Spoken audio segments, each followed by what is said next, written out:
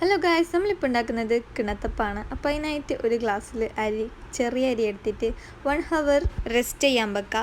വേറൊരു പാനിൽ chicken fry ചെയ്യുക. എന്നിട്ട് അതിലേക്ക് തന്നെ ഇഞ്ചി വെളുത്തുള്ളി പേസ്റ്റും ഓണിയനും ഇട്ട് മിക്സ് ചെയ്യുക.